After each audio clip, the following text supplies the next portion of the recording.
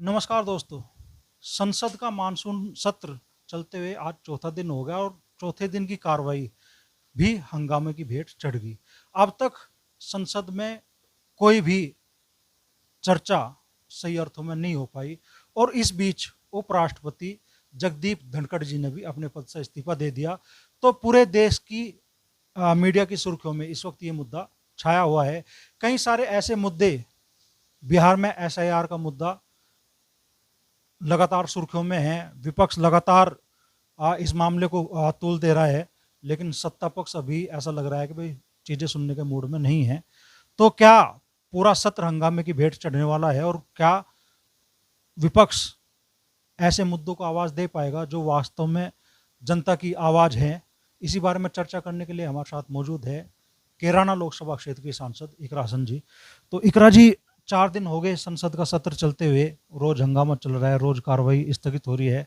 जनता का खून पसीने से कमाया हुआ टैक्स का पैसा बेकार जा रहा है। क्या कहना चाहेंगे आप? देखिए, जब से हम लोग एक हादसा हुआ पहलगाम का, बहुत ही दर्दनाक हादसा था और उसके बाद से ही सभी लोग इसी इंतज़ार में थे कि सदन चलेगा और उस दौरान इस मुद्दे पे, इस विषय पे हम बात भी करेंगे और सवाल भी पूछेंगे और जवाबदेही सरकार की बनेगी। लेकिन जब से सदन शुरू हुआ है, हमारे माननीय प्रधानमंत्री जी देश में नहीं हैं, वो विदेश के दौरे पर हैं। तो इतने गंभीर विषय पे हमें ये लगता है विपक्ष को कि प्रधानमंत्री जी का होना सदन में जब इस विषय पर चर्चा हो तो वो ज़रूरी है, अनिवार्य है, क्योंकि इतना बड़ा हादसा हुआ, इतनी बड़ी घटना हुई, आतंकी हमला हुआ। तो अगर इस भी मुद्दे को गंभीरता से नहीं लिया जा रहा है तो हम किस मुद्दे को गंभीरता से लेंगे? अगर इस भी मुद्दे को इग्नोर करके सिर्फ विदेशी दौरे हो रहे हैं, उसमें भी तो जनता का पैसा जा रहा है। क्या इन दौरों से फ़ायदा हो रहा है, नुकसान हो रहा है, ये तो सबके सामने है। आज यूएस ने हमें किस तरीके से लताड़ा है बार बार। तो क्या फ़ायदा इन विदेशी दौरों का जब आपकी देश की जनता आपको सुनना चाहती है, आपसे जवाब मांगना चाहती है, तो आप विदेशी दौरे पर हैं। तो इतने गंभीर विषय में तो सबसे पहले उनको सदन में रहना चाहिए था जब इस मुद्दे पर चर्चा होती। उसके बाद पूरे साल ही चलते हैं दौरे तो तब हो जाएंगे। लेकिन ये एक गंभीर विषय है और पूरा सत्र इसी इंतज़ार में है कि प्रधानमंत्री जी कब आएंगे और तब इस मुद्दे पर चर्चा होगी, क्योंकि जो हमारे लोग जिनकी जान गई, जो मासूम मारे गए, उनके साथ भी इंसाफ और सही मायने में सम्मान उनका तभी है जब प्रधानमंत्री जी खुद बैठकर इस चर्चा के विषय में भाग लें। तो लगातार ऐसा देखने के लिए मिल रहा है, तस्वीरें आ रही है, वीडियो आ जा रहे हैं कि भाई विपक्ष एकजुट होकर लगातार प्रदर्शन कर रहा है, संसद भवन के बाहर भी और संसद के अंदर भी। राहुल गांधी जी कह रहे हैं कि भाई उनको बोलने नहीं दिया जा रहा। कितनी सत्यता इन चीज़ों में? देखिए, क्योंकि जैसा मैंने आपको बताया, मांग ये है कि जो हमारे देश के प्रधानमंत्री हैं और जो गृह मंत्री हैं, इस गंभीर मुद्दे पे चर्चा उनके सामने हो। अगर वो क्यों छुप रहे हैं, वो क्यों नहीं आना चाह रहे? क्या उन्हें दुख नहीं हुआ था इस घटना का? अगर हुआ है तो देखिए, क्योंकि वो लोग पद पर हैं। अगर इस तरफ से सरकार होती तो जाहिर सी बात है, सवाल सबसे किए जाते हैं। ये एक जनप्रतिनिधि होने का ये दायित्व है कि आप सवाल के जवाब देंगे। तो उसी इंतज़ार में हम लोग हैं, क्योंकि सारी प्रणाली, जो भी देश के एजेंसीज़ हैं, सब सत्ता के हाथ में है। तो क्या इन्वेस्टिगेशन हुई, क्या निकल कर आया सामने, क्या उस पर एक्शन लिया गया, ये सब हम सिर्फ सवाल पूछ सकते हैं, जवाब तो सरकार देगी। और इस मुद्दे पर सबसे जो हमारे देश के सबसे बड़े जो नेता हैं, हम उनके मुँह से सुनना चाहते हैं। बिहार में एसआईआर का मुद्दा भी गरमा रहा है। चुनाव से ठीक पहले मतदाता सूची का पुनरीक्षण हो रहा है और अभी हम टीवी पे एक रिपोर्ट देख रहे थे, तो लगभग 51 लाख, उस रिपोर्ट के अनुसार 51 लाख वोट कटने की नौबत है मतदाता सूची से। कैसे आप देख रही है और विपक्ष इस मामले में हंगामा करने पर मजबूर क्यों?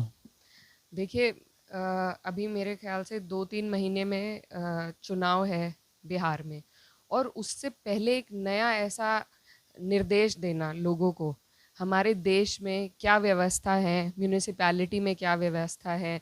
अभी कुछ साल, 1-2 साल पहले ही सब डिजिटल हुआ है, उससे पहले तक रजिस्टर ही चलते थे। किस तरीके से लोगों के रिकॉर्ड्स बनते थे, प्रिजर्व होते थे, कभी आग लग जाती थी तो सारे के सारे रजिस्टर ख़त्म हो गए। तो ये बहुत सारे हमारे मुद्दे ऐसे हैं जो हमें समझने पड़ेंगे अपनी देश की अर्थव्यवस्था को समझते हुए। और उन सब को आप अब आज नकार के 2-3 महीने में लोगों को कह रहे हैं कि आप अपने सारे कागज़ बना लीजिए, तो ये बिल्कुल गलत है। इस तरह का किसी की देश की नागरिकता का सबूत ईसी नहीं दे सकती है। और भी बहुत सारी चीज़ें हैं, इससे पहले आधार कार्ड, हमारा राशन कार्ड, फ़ोटो पहचान पत्र, ये सब आपने नकार दिया। जो सबके पास मौजूद है वो आपने नकार दिया।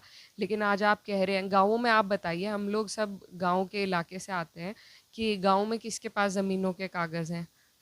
जो मकान बने हुए हैं गाँव वालों के पास, मुश्तरके खाते हैं, पट्टे हैं, उनकी कहाँ से आप कागज़ दिखा देंगे?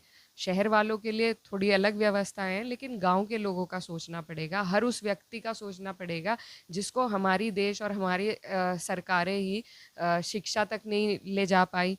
वो लोग कहाँ से ला कर देंगे इस तरीके के कागज़ जिन्हें जागरूकता ही नहीं है। तो ये लेकिन वो भी हमारे देश का हिस्सा हैं, किसी को हक नहीं है कि उनको उनके वोट के अधिकार से दूर किया जाए। ये संवैधानिक हमारा अधिकार है।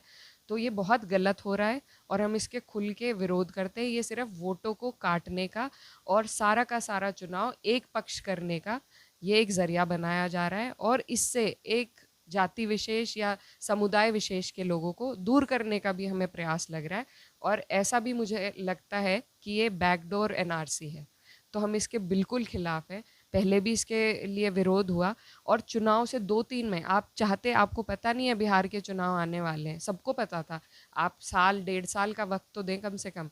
एक में अभी बीजेपी के ही कोई मंत्री हैं या विधायक हैं बिहार से, उनका हम स्टेटमेंट देख रहे थे। उन्होंने कहा कि मैं सब कुछ होते हुए मुझे 10-15 दिन लग गए अपने कागज़ ढूंढने में, बनवाने में।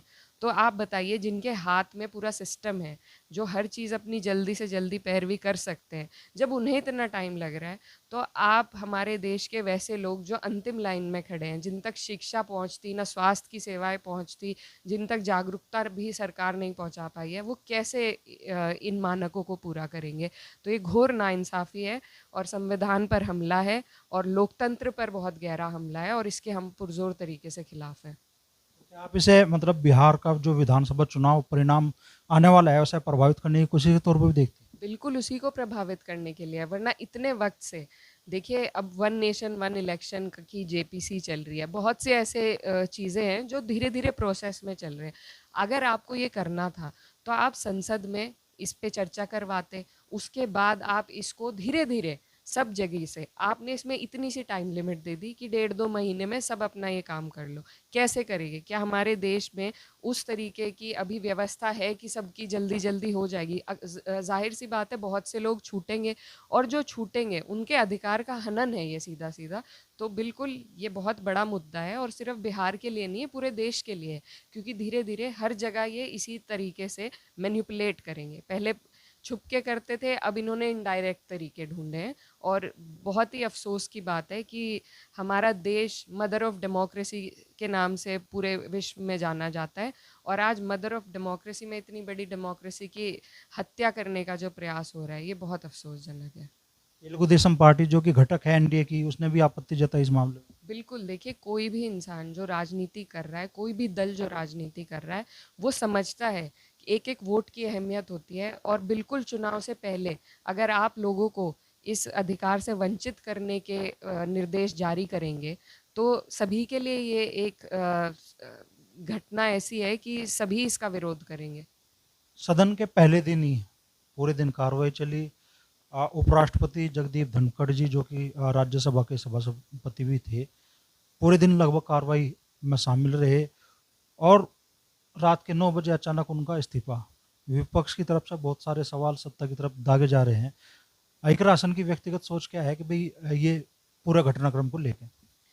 देखिए, धनखड़ जी, उनका प्रोटोकॉल हमारे देश में बहुत बड़ा था। मतलब राष्ट्रपति जी के बाद अगर प्रोटोकॉल सबसे बड़ा होता है तो वो वाइस प्रेसिडेंट का होता है और उनके पास ऐसी ताकतें हैं जो वो, क्योंकि वो सदन में भी रहते हैं, राज्यसभा की चेयरपर्सन भी हैं वो, तो दो दो उनके पास ताकतें हैं। उनका सभी सम्मान भी करते थे। तो ऐसे सम्मानित व्यक्ति के साथ क्या ऐसा हुआ, क्या ऐसा घटनाक्रम हुआ, इसका जवाब तो बीजेपी ही बेहतर दे सकती है। हमें जो जानकारी मिली है उनसे बहुत से सवाल खड़े होते हैं। बीएसी की बैठक में कुछ जो मुख्य बीजेपी के लोग थे वो नहीं पहुंचे, जो बैठक धनखड़ जी ने बुलाई थी। इसके बाद जो मेन मुद्दा हमें लगता है वो यही है कि देखिए जैसे वो बांटे जाता है, हमारे यहाँ राशन मिल रहा है, राशन पे फ़ोटो अनिवार्य है, राशन बाद में मिले, फ़ोटो पहले पहुँचे वोटर तक। तो वही बात यहाँ पर लागू होती है कि सिर्फ क्रेडिट लेने की बात है। आप देखेंगे कोई भी योजना सरकार चलाएगी, एडवर्टिजमेंट पहले करती है।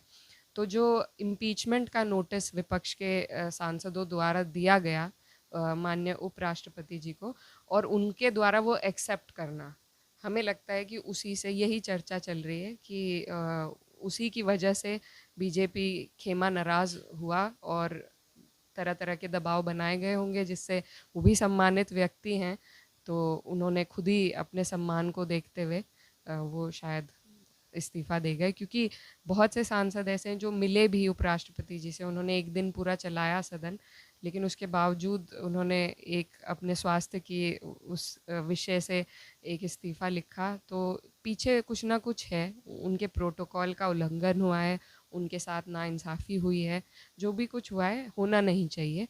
और जिस तरीके से उन्होंने इस्तीफ़ा दिया ये अफ़सोसजनक है, और इसमें भाजपा की क्या इसके पीछे वो रही ये तो वो बेहतर जानेंगे। तो हम इस चीज़ के भी खिलाफ़ हैं कि ऐसा किसी व्यक्ति के साथ होना नहीं चाहिए। वो उनके अधिकार में आता है, वो नोटिस एक्सेप्ट करें या ना करें, ये उनकी पावर है, वो किसी भी तरीके से अपनी पावर को इस्तेमाल कर सकते हैं। लेकिन शायद सरकार को ये बात नहीं पची कि क्रेडिट चला जाएगा विपक्ष के लोगों को, तो ये सारा खेल क्रेडिट का है, जिसका खामियाजा हमारे माननीय उपराष्ट्रपति को भुगतना पड़ा। तो मेरे ख्याल से यही सारा यही चर्चा में है बातें। तो हमें अच्छा नहीं लगा जो भी हुआ। उपराष्ट्रपति जी ने इस्तीफा दिया और अगले दिन तक, रात के 9 बजे उनका इस्तीफा आया, अगले दिन तक प्रधानमंत्री जी का, राष्ट्रपति जी का, गृह मंत्री जी का, किसी दूसरे बड़े मंत्री का कोई ट्वीट तक इस मुद्दे पे नहीं आया। लोगों ये बात भी खली, हालांकि बाद में पीएम मोदी जी का ट्वीट आया उस मामले में। जी ट्वीट भी हमने देखा, ट्वीट में बहुत बेरुखी थी। ट्वीट में वो अपनापन, वो मिठास नहीं थी जो आप एक सम्मानित बुजुर्ग व्यक्ति को देते हैं, जो जिन्होंने अपने देश के लिए कई पदों पर रहकर सेवा दी हो। तो वो जो ट्वीट है अगर आप उसको पढ़ेंगे तो उसमें एक बेरुखी साफ झलकती है, जो मुझे महसूस हुई। तो आप कह रही है कि भाई सेहत नहीं सियासत वजह थी? बिल्कुल सियासत ही थी। सेहत तो वो उनकी एज के हिसाब से जितना वो कर रहे थे अब तक, तो मुझे लगता है कि वो आगे भी बहुत लंबा सब अपना पूरा कार्यकाल तो कर ही लेते। ऊपर वाला उनकी उम्र में बरकत करे, लेकिन इसमें सेहत का नहीं सियासत का ही मामला है। कुछ दिन पहले उन्होंने कहा भी था किसी कार्यक्रम में कि भाई मैं सही समय पर इस्तीफा दूंगा 2027 में। बिल्कुल, अपने कार्यकाल के बाद में। और देखिए ये जो पद होते हैं, जैसे माननीय हमारे लोकसभा स्पीकर हैं या चेयरपर्सन राज्यसभा हैं या फिर उपराष्ट्रपति जी, तो ये लोग जब उस कुर्सी पर बैठते हैं तो एक न्यूट्रलिटी से काम करना, ये हमारे संविधान की तरफ से ये दायित्व है कि एक न्यूट्रलिटी से आप अप्रोच करें दोनों ही पक्ष को। वो उन्होंने किया, तो इसमें क्या गलत किया? क्यों उनके साथ ऐसा व्यवहार हुआ? या तो फिर जो लोग भी इन पद पे हैं वो सिर्फ कठपुतली की तरीके से काम करें बीजेपी के, ये तो कोई इंसाफ नहीं है। जब वो उस कुर्सी पर बैठ गए हैं जहाँ से उन्हें बहुत से अधिकार मिले, तो उन अधिकारों का उन्हें इस्तेमाल करने का अधिकार होना चाहिए स्वयं रूप से, किसी का दबाव दल का उन पर नहीं होना चाहिए। उन्होंने जो किया अपना निर्णय लिया और इसमें किसी को आपत्ति नहीं होनी चाहिए।